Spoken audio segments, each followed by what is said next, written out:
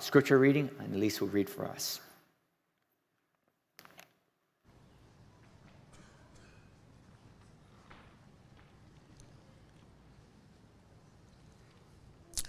The passage today is from Jonah chapter 4. Hear the word of the Lord. But it displeased Jonah exceedingly, and he was angry. And he prayed to the Lord and said, "O Lord, is not this what I said when I was yet in my country? That is why I made haste to flee to Tarshish. For I knew that you are a gracious God and merciful, slow to anger and abounding in steadfast love, and relenting from disaster. Therefore now, O Lord, please take my life from me, for it is better for me to die than to live." And the Lord said, "Do you do well to be angry?"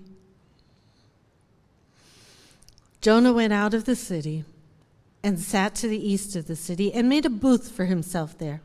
He sat under it in the shade till he should see what would become of the city.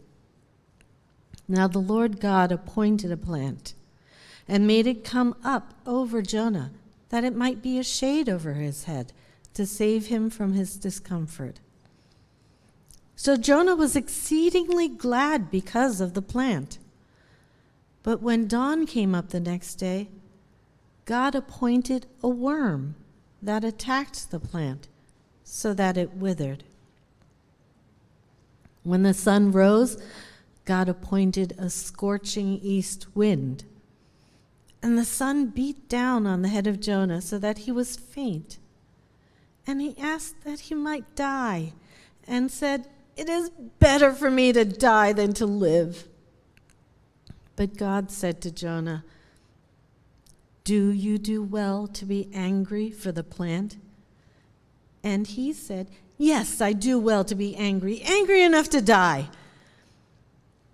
And the Lord said, "You pity the plant for which you did not labor, nor did you make it grow, which came into being in a night and perished in a night. And should not I pity Nineveh, that great city in which there are more than 120,000 persons who do not know their right hand from their left, and also much cattle?"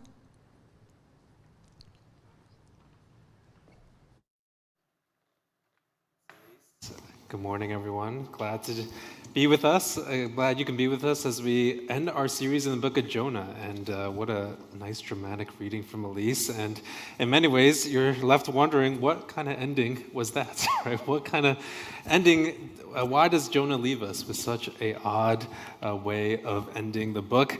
And so, as I've been mentioning in the past couple of weeks, I kind of already spoiled the ending for us in the book of Jonah, but I kind of had to spoil it because you really can't understand the first 3 chapters unless you really understand what the twist is at the end of chapter 4, or the beginning of chapter 4, right? And the big twist being that the real reason, right, why Jonah ran away in chapter 1 wasn't because he was afraid, wasn't because he was afraid of the big bad Nineveh, wasn't because, there were the Assyrians and he was scared of them, right? What you figure out in chapter 4 is that the real reason why Jonah ran away in chapter 1 is because he hated the Ninevites so much.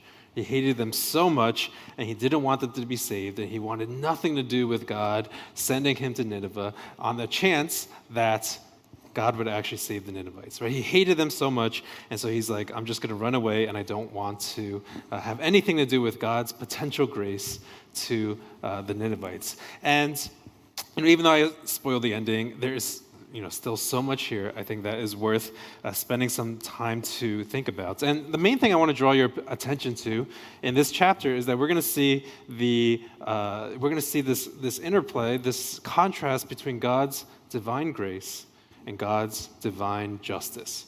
And this is almost like a theme of the whole book as well, right? It's like God's divine justice and God's divine grace. And we're going to take a look at how these two things are playing out in Jonah's life and the way that he is wrestling with it, right? He doesn't really like when God decides to show mercy.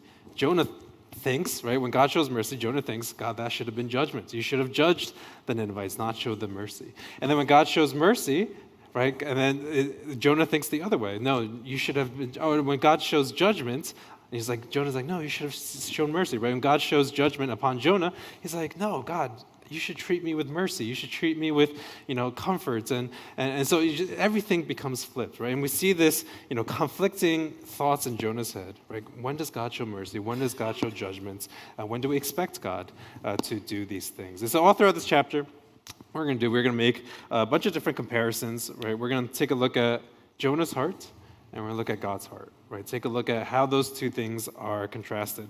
We're going to look at different parts of Jonah's, all throughout the book, right? You see Jonah's heart when he was in the middle of the fish, and you see Jonah's heart when he is now in the middle of the desert, right? You're going to see why Jonah prays and the different things that Jonah's go through, even in this chapter, right? Jonah says he wants to die twice, right? But actually, those are for two different reasons as well. So we're basically going to look at all these different ways in which we can compare what's going on here with other aspects of Jonah. And more than anything else, the main thing I just want to stress this morning, is that what we're going to see is God's compassion for all people. We're going to see God's love and compassion for all people, and that's going to be contrasted with Jonah's self-centeredness and his hatred for those unlike himself. Right? In many ways, that's probably the main point of the book of Jonah. Right? That God's compassion for all people will sometimes rub us the wrong way. Right? God's compassion for sometimes we're going to be like, God, why would you show that person mercy? Right? That person deserves judgment. That person deserves, doesn't deserve your mercy. That person deserves to be judged for their sin or to people. It's like sometimes we, maybe we're not as obvious as Jonah in our hatred for people, but sometimes we're like, God, you should have shown justice here. Right? Why did you show mercy? So this is, a lot of things that we're gonna, that Jonah allows us to wrestle with. So a lot of things to cover, and so let's just jump in and take a look at Jonah's anger. Right? This is the first time that Jonah gets really angry in this short chapter. And remember, the context of this is at the end of chapter 3. Right? The people of Nineveh repent. Right, and they worship God, and God decides not to destroy the city. Right, and after that, this is what we read.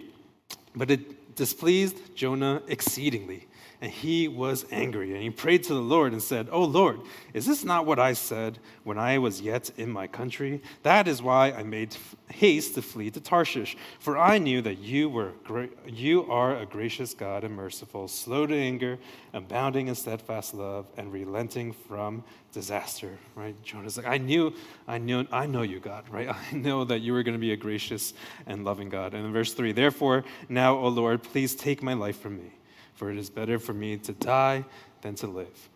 And then the Lord says to him, Jonah, do you do well to be angry? Now we're going to take a look at that question a little bit later, because God is going to say the same thing to Jonah again. Do you do well to be angry?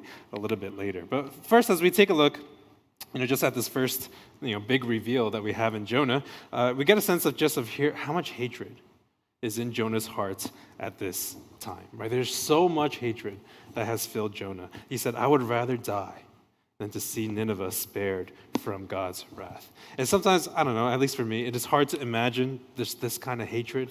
I feel like there's very few things in my life where I would say, I would rather die, God, just kill me now before this other thing would happen, right? It's just so much hatred, right, that Jonah has in his heart as he sees Nineveh being saved. In many ways, we see, contrasted between the end of chapter 3 and the beginning of chapter 4 is that at the end of chapter 3, God's wrath is subsiding. Right, at the end of chapter 3, God's wrath, he relents from his anger, and God's wrath is going down. And then as soon as we begin chapter 4, you see Jonah's wrath going up. Right? And you see this huge contrast, right, between God's mercy and wrath and God relenting, and then all of a sudden Jonah's wrath is now rising. It's actually interesting because in Hebrew, the root word for displeased, the word displeased, is actually evil. And so there's the root word of evil is in displeased. And I think what Jonah is actually saying here, that he thinks that it is an act of evil, that God would choose to show the Ninevites mercy. Right? Jonah is almost saying, God, you are doing an evil thing right now. Right? They deserve judgment. They deserve to be destroyed. And God, you showing them mercy in many ways, in Jonah's mind at least, right, is a really evil thing. And what's interesting, just in terms of comparison, this is actually the second time where it says that Jonah prayed. Right? Only 2 times in the entire book of Jonah does Jonah pray. And at the end of chapter 1, right? When God sends the big fish to save Jonah, Jonah prays. And if you read chapter 2, it's mostly a psalm of praise, right? It's a little bit of lament, but it's also a psalm of praise. Like, thank you, Lord, for salvation belongs to the Lord, right? Jonah is really happy because God has shown him grace. He was thrown into the ocean. He thought he would die. Big fish came to swallow him, and that was God's grace in Jonah's life, and Jonah responds with praise. And here, Jonah, it's not Jonah that receives mercy. Here is the Ninevites that receive mercy, and Jonah responds with anger. Right? And the two times you see, and you're going to see this, all throughout this chapter as well, is that when Jonah's the one that receives mercy, like he's really happy. He's like, I deserve this. I should receive mercy. I'm an Israelite, right? I'm God's chosen people. God, loves me. This is what I should do. God should always show me mercy. And he's really happy, right? When the plant comes and covers him, and he's like, this is what God should treat me like. I'm a prophet of God, right? I'm special. And so therefore I deserve God's grace in my life. And then every time God shows mercy to other people, right, Jonah gets really angry. And he's so angry that he is angry enough to die. And sometimes, and as a reader, I think we're meant to say, right, we're meant to see this, and we're like, Jonah, you just prayed at the end of chapter 2, right, that salvation belongs to the Lord. Right? And yes, salvation belongs to the Lord, even to save the Ninevites. Right? God saved the Ninevites. Salvation belongs to him. And you see, as a reader, I think we're supposed to see just Jonah's heart is just not where it needs to be. And I think one of the core applications throughout the book of Jonah, especially in this last chapter, is just talk about the hatred that resides in Jonah's heart. And, I don't think, some of you may have, real strong hatred in your life for various things, right? Maybe, your childhood, maybe the way your parents treated you, maybe the way an ex treated you, maybe the way, that your current situation, there are some times in life, right, where hatred can really fill our hearts. And maybe not all the time, right? Maybe, we don't go around just responding with a lot of anger, right? That is in our lives. But I do believe, right, as we take a look at the Jonah, I do believe that all of us do have, and what I'm going to call a Jonah-like spirit of superiority within us. I think all of us, every single one of us has this Jonah-like spirit of superiority, right? Where Jonah says, I am better than these people. I deserve God's mercy. Right, and they deserve God's wrath. And I think all of us actually have, just these hidden biases within us that cause us to think, well, people like me, we deserve God's mercy. Right? If God's going to show mercy on people, it's probably going to be someone similar to me. And other people, maybe we're not going to go as far as they deserve God's wrath, but we're going to say that they're not like us, right? That they're different. Their spiritual maturity isn't there. Their love for God is different. And I think we have this, little bit of this superiority within us, right? A little bit of this, I'm a little bit better than other people. I, in a little bit of ways, deserve God's mercy because of how faithful and obedient I am. I think we all have, right, this Jonah-like attitude of superiority within us. Now, for Jonah, it's really obvious, right? His biases are really out there in the open, right? His biases are racial, they're cultural, and they're religious, right? Nineveh is the capital of Assyria. Right? They were of a different race. They're not God's chosen people. And so Jonah hated them because of that. Jonah also hated them because they believed in different gods. Right? They didn't worship the one true God. And so, Jonah didn't like them. They're pagans. And in his mind, they were to be hated, right, and to be judged by God. And they also had really different cultural norms, right? And in fact, Assyria was one of the most brutal. If you just look at the history books, Assyria did some really, really terrible things, and their cultural norms are also really not against God. So there's actually a lot of reasons, right, why Jonah just had this hatred for them. And in many ways, right, if you think about Jonah, and this is how a lot of us were, there's a us and there's a them, right? And Jonah's us is like the Israelites, that's us, that's we, that's our people.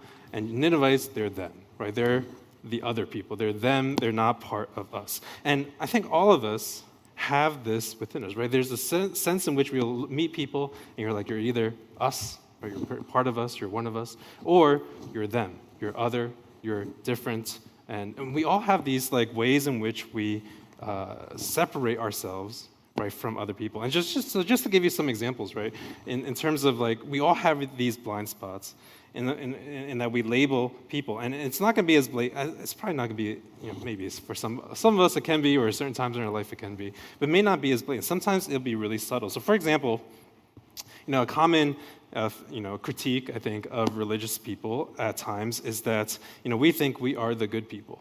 Right? In many ways, we think we are, good and everyone else is bad because of their sin. And a common critique, and I'm sure you've all heard this before, is that religious people, we can have this holier than thou attitude in thinking that we are superior in some way.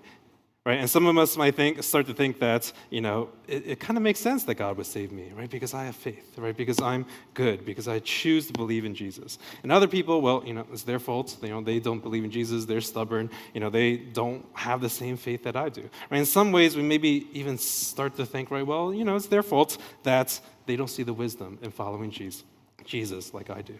Right? And slowly, very slowly, like a little bit of superiority kind of creeps into our lives, right? Or to give you like a completely different example, right? Just because I think that we do this in all areas of our life. Right? So another area could be like, I'm sitting in this room. A lot of us have, degrees, especially if you have a master's or a doctorate degree of some kind. Sometimes you can look down at others and you meet other people who have, a lack of education.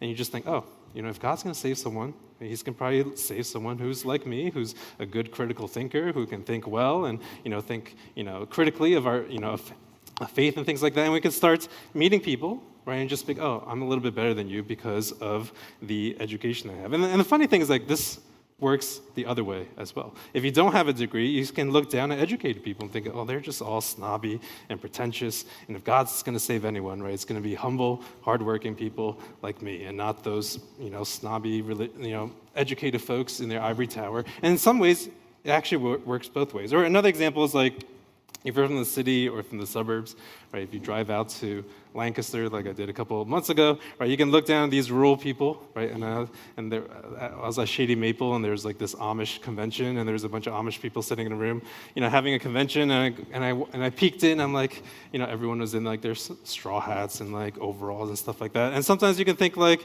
oh, who are these people are so uncomplex, they're so not sophisticated, right? They're just rural people, having their convention and doing their thing, and sometimes you can have this. A little bit of like, oh, I'm a little bit, they're not as educated, they're not as, sophisticated as I am. In many ways, it works the opposite way. Right? Rural people can look at city people and be like, you guys are just all snobby and, and just in a hurry all the time. And like, why are you, just lacking biblical values? You're in the city is evil, right? So in many ways, this works in both ways. Or another example, just in terms of like how we can think of ourselves in more superior is like if you have really high EQ, right? So if you are really able to recognize and understand other people's emotions, right? If you are able to manage your own emotions, right? Sometimes you can look down at all those insensitive people who are not as, perceptive as you are. If you care a lot about social justice, right? You can look down at others for being, other people are just self-centered and not caring about, they just care about their own lives, right? And you can think that it's only people like me, right, who care about these things, that are doing the really important work in our society, right? Or how about this one? Maybe if you suffered a lot in life, right, you can actually look down at those who have lived a nice, sheltered lives and just be like, well, you guys haven't experienced, you're not as deep and understanding as I am. Right? Or as like a relatively hardworking congregation, sometimes you can look down at others thinking that they're just being lazy. If you're an older generation, sometimes you can look down at a younger generation, right, and just shake your heads, being like, "What is wrong with you guys? Like, what are you guys doing? Why aren't you guys like me? And like back in my day, this is what I did." And once you start thinking about it, right, there are just so many different ways in which we can look down on others and feel superior to others in some way. And it's almost like, because of our sin, like we almost have to do it in order to feel okay with ourselves. It's like every single person, no matter what, stage of life, no matter what social, everybody, right? Everyone has to, almost, it's like we have to do it in order to feel somewhat okay about our lives. And sometimes it can come out in insecurities as well, right? Sometimes this superiority, desire can trigger itself in terms of insecurity. So for example, there's a long time in my even a little bit now, like I don't want to hang out with other pastors, because when I hang out with other pastors, it feels like they're judging me, or feels like they're like, they know what they're doing, and like I'm just like stumbling along here. And like I don't want to talk to other pastors because I'm scared that they're going to see through me and like see that, like I should be doing this or that, in my ministry. And in some ways, like, this idea of superiority can even come out in terms of insecurity, right? That we don't avoid certain people, don't do certain things because we're scared, right? Of, if I go in that situation, I'm not going to have something where I'm like better than them at they are, right? And so in many ways, we see this Jonah-like tendency, right, in our hearts, in our lives, to want to see ourselves as a little bit better or superior than others in some way. And what the gospel does, right? And one of the main applications of Jonah, right, is like the reason why Jonah wrote this book, right, is to put himself there as an example of what not to do. He's trying to show his fellow Israelites, look at your heart, right? Because Jonah's like, listen, I know your heart, right? Like, I know you hate the Ninevites, right? All the Israelites at that time hated the Ninevites.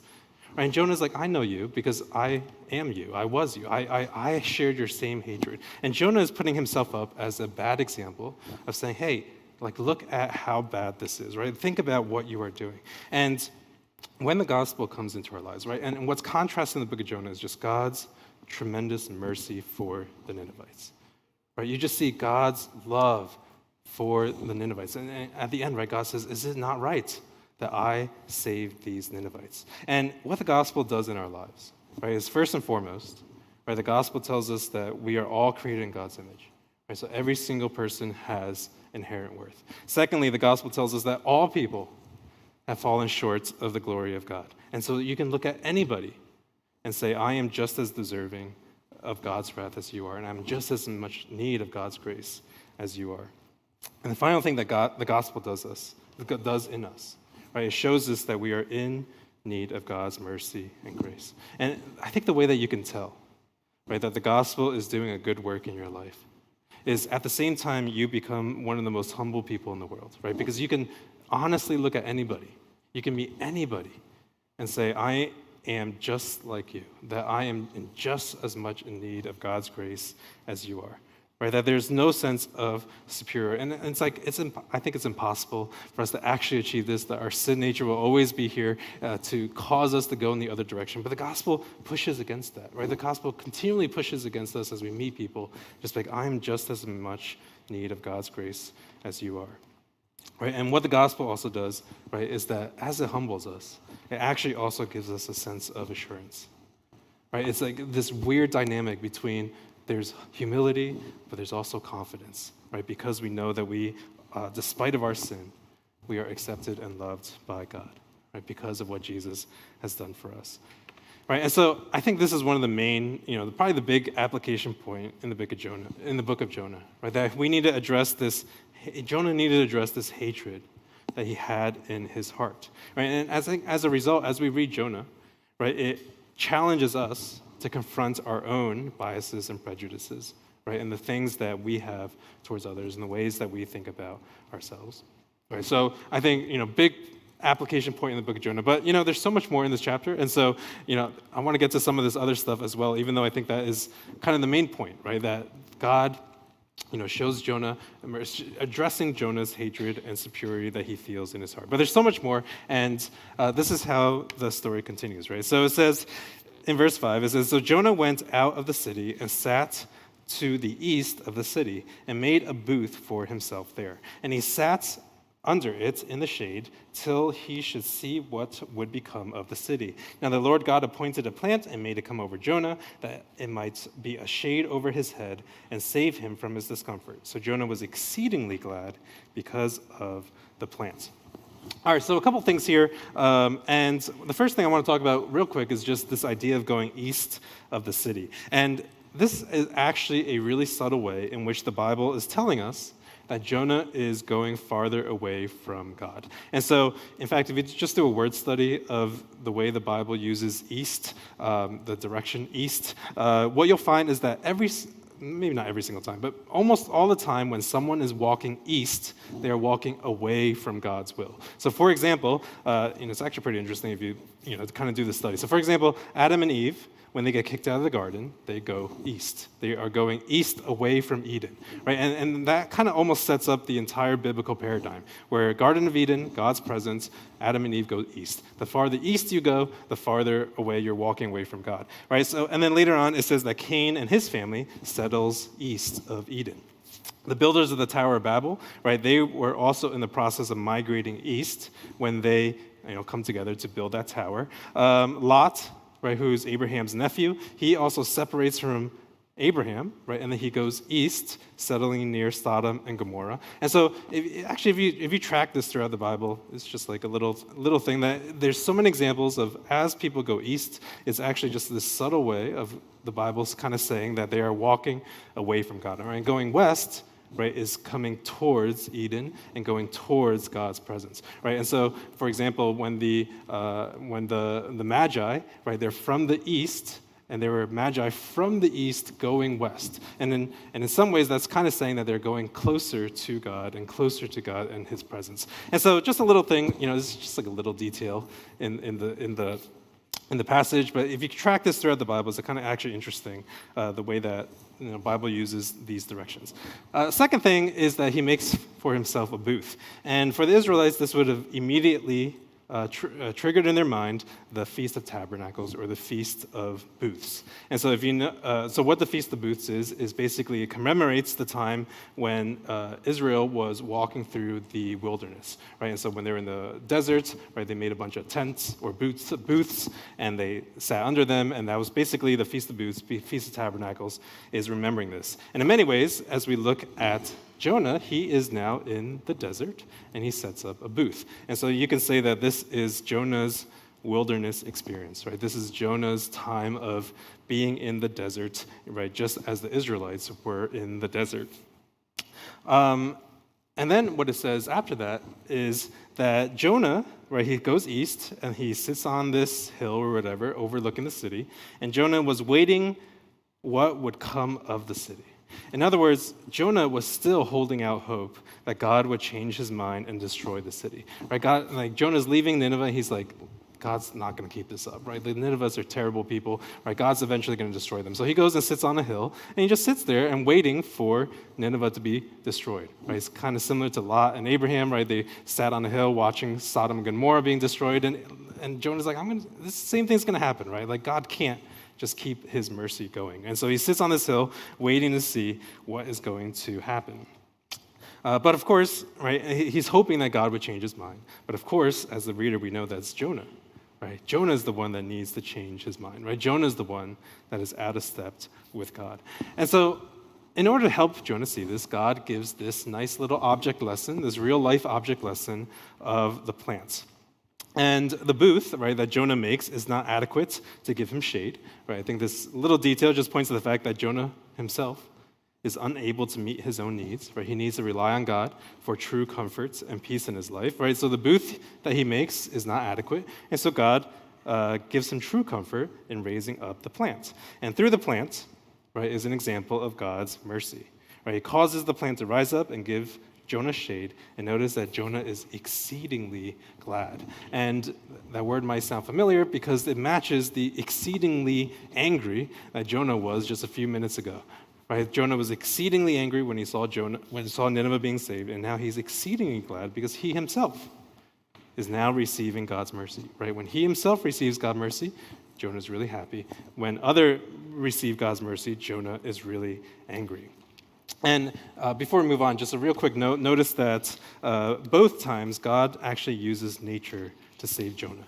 Right? In end of chapter 1 is the fish, and then here it is the plant. And actually, we didn't have a chance to talk about this. I had to cut this from all my sermons, but I want to talk about it, and it's going to be too late to talk about it, but that's okay. We could do this some other time. But if you just notice, all the times animals are mentioned, right? Even at the very end of this book, God cares about the cattle that are in Nineveh, right? So just seeing how God cares for all creation all throughout the book of Jonah. But so this is, this is what happens next in chapter 7. But verse 7, when dawn came up the next day, God appointed a worm that attacked the plant so that it withered. When the sun rose, God appointed a scorching east wind, and sun beat down on the head of Jonah so that he was faint. And he asked that he might die, right? For the second time, he says, "It is better for me to die than to live." But God said to Jonah, "Do you do well to be angry for the plant?" And he said, "Yes, I do well to be angry enough to die." Right, so we're working towards the point where God is trying to make, God's point here, right, is that Jonah is only concerned with his own welfare, while God is concerned with the welfare of all people. Right, but just looking at this passage, it's fitting, maybe it's fitting that our passage, it's like 100 degrees. Well, today I think is a little bit better. But for the past couple of days, it's been like 100 degrees, and maybe we can experience, feel a little bit of what Jonah was feeling here, of just the intense heat that was going on Jonah. And the main thing that I think God wanted Jonah to see was his anger. Right, God is trying to show Jonah, is it right for you to feel this much anger in your heart? Right, and you see this twice in this passage, and I think it's just it's such a loving way of God trying to address Jonah. Right, is your anger right? Do you do well to be angry? Right, and by asking a question, I think God is giving Jonah to really consider, right, really think in his own life, is he right to be this angry? I think this is a really helpful question, just for us as well, because, as it says in the Bible, right, anger is not necessarily a sin, right? Because we see God getting angry, right? God gets angry at injustice, God gets angry at sin, God gets angry at his disobedient people, right? What it says in Ephesians is, be angry and do not sin, right? And do not let the sun go down on your anger, and give no opportunity to the devil. And, to me, in understanding this verse, when it says, do not let the sun go down on your anger, I don't think it actually means to don't go to sleep angry. Actually, I usually tell married couples within our premarital counseling that if it's like 2 a.m. and you're really angry at each other, it's probably better that you just go to sleep and just cool down a little bit and be thinking a little bit more clearly before you start talking again. But I think the idea of letting the sun go down on your anger, it means that you have decided. Right? In your heart, you have decided that I'm just going to be angry. That forgiveness is out of the question, mercy is out of the question. When the sun goes down on your anger, right, what it means is that I'm just going to be angry. I have decided. Right? Nothing's going to change my mind. I'm just going to be angry. And what Ephesians tells us is that the problem with this is that it creates all kinds of opportunities for you to sin. It creates all kinds of opportunities for the devil to tempt you in all kinds of different ways. And in many ways, every time we get angry, right, I think we need to ask the same question that God is asking Jonah, right? Do you do well to be angry? Right? Every time we get angry, every time we get frustrated or just upset, it's like, do you do well? Are you doing well to be angry right now? And the thing is, like, even after careful consideration, if your answer is still yes, right? Yes, I am right to feel angry at this moment. Right? We still need to be careful not to sin. And in many ways, what God is asking Jonah to do here is so difficult. Right? And maybe I should have painted the Ninevites as like, a little bit, even worse than they were. Because what God is asking Jonah to do, right, is to love his enemies. Right? God is actually asking Jonah to do what the New Testament says, to love your enemies. He says, Jonah, right, you have to love. I know the Ninevites are bad. I know the Ninevites have probably attacked you and you've fought in battle, right? But you have the heart of God, right, is to love your enemies. And God is asking Jonah to do this, right? Love your enemies. And I think we have to see that this is so hard, right? And I think this is why God is so patient with Jonah, because God knows what a difficult thing that he's asking. Like, I've been really hard on Jonah, just like beating him up for all this stuff. But like, it's really, I think it's actually really hard, right, what God is asking Jonah to do. I think this is maybe why God is just so patient with him and just saying, God, Jonah, don't you see? Right, won't you have this change of heart? Are you right to be angry right now? God continues to work on Jonah's heart because he knows that this hatred, right, is something that really is going to require a miracle, right? A miracle of God for Jonah to really change.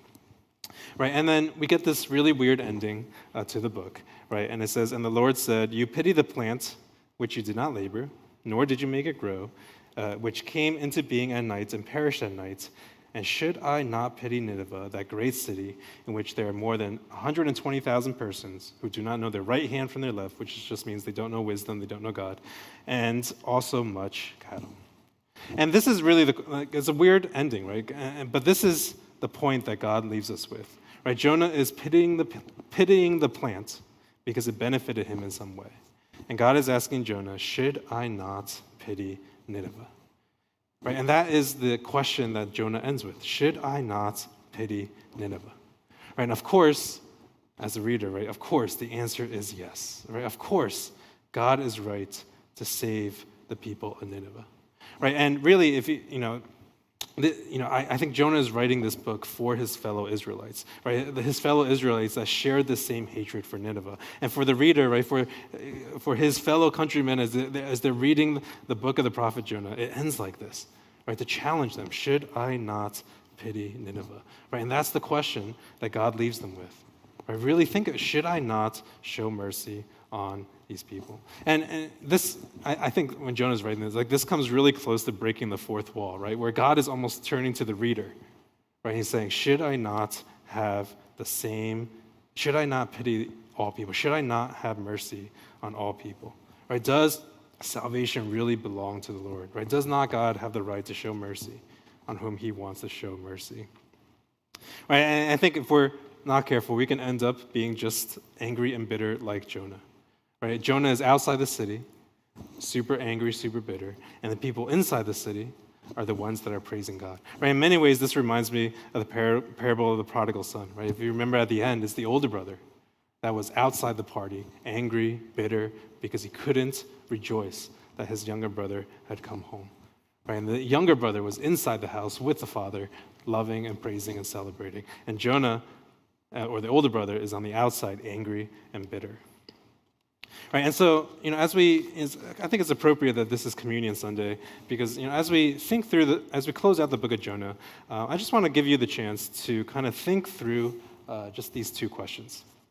Right, to think through these two questions of, should I not, of God leaving us in the book of Jonah with these two questions, right? Should I not pity Nineveh? And do you do well to be angry, right? So the first question, right, should I not pity Nineveh? Right, is kind of God's way of saying, should I not show grace to all people, right? Are there people in our lives, right, that we maybe feel better than, we feel superior to, that we feel like, like somehow we're better than them in some way? And God is asking, should I not pity Nineveh, right? Should I not show grace to all people, right, that are in our lives? And perhaps, I just want to give you, I'm going to give you a time to think about it, right? Are there people in our lives, right, that maybe we need to be challenged with this? Should I not pity blank, right? Whoever that person is, or whatever that people group is in your life, should I not show mercy on these people? Right, and the second question, just for us to kind of think through as we move to communion, is do you do well to be angry? Right, and as we think about our own lives, and I don't know if I'm the only one that's experienced this, but I feel like in the past couple of years, sometimes I realize I'm just a really angry person at times, right? Sometimes I read the news, get really angry. Sometimes with my kids, I get really angry. And sometimes I'm like, am I just like a really angry person? It's like, what is going on in my heart, right? And so it's also a time, I think, for us to think about, right? Do we do well to be angry? And I think, I want to just put this all in light of communion, right? All in light of what Jesus has done for us on the cross. Right? For the first one, right, we need to realize that we are just like all people, yet God has shown us mercy and grace. Right? And for the second one, do you do well to be angry? On the cross, right, Jesus shows us his love and mercy poured out for us, poured out for all people. And yes, vengeance is going to belong to the Lord. And the cross shows us that God takes on our sin for us, right? And that's what gospel looks like in our lives. So I just want to give you a couple moments to think through these two questions. And then I'm going to then lead us in communion in just a couple minutes. So why don't you spend some time to just spend before the Lord, and I'll ask the music team to come up and play us a little bit.